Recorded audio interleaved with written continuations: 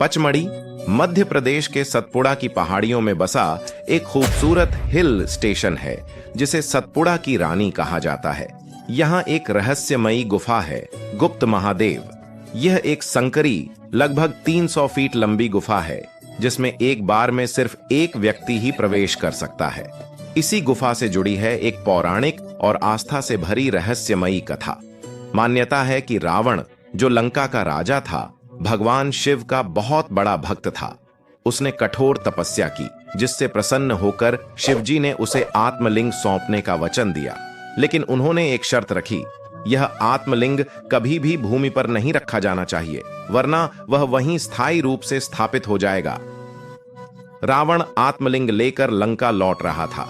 देवताओं को डर हुआ कि अगर वह लंका में इसकी स्थापना कर लेगा तो अमर और अपराजेय हो जाएगा। तब उन्होंने एक चाल चली। भगवान विष्णु ने सूर्य को समय से पहले अस्त करवा दिया, जिससे रावण को लगा कि संध्या हो गई है और उसे पूजा करनी चाहिए। उसी समय भगवान गणेश एक ग्वाले बालक के रूप में प्रकट हुए।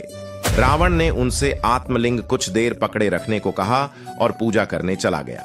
गणेश जी ने 3 बार रावण को पुकारा और जब वह नहीं लौटा तो आत्मलिंग को भूमि पर रख दिया।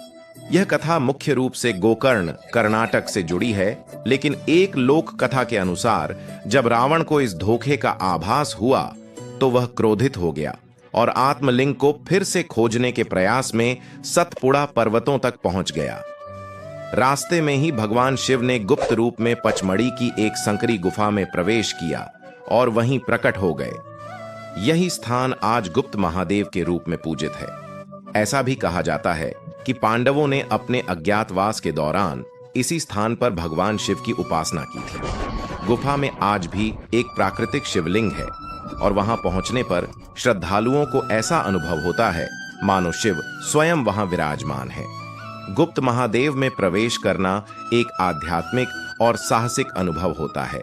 अंधेरे, ठंडी पत्थर की दीवारों और तंग रास्तों से गुजरते हुए जब श्रद्धालु अंत में शिवलिंग के दर्शन करते हैं तो वहां की शांति और ऊर्जा उन्हें शिव की उपस्थिति का एहसास कराती है। हर वर्ष महाशिवरात्रि पर हजारों श्रद्धालु यहां दर्शन के लिए आते हैं। यह स्थान न केवल धार्मिक बल्कि रोमांच और रहस्य से भी भरपूर है।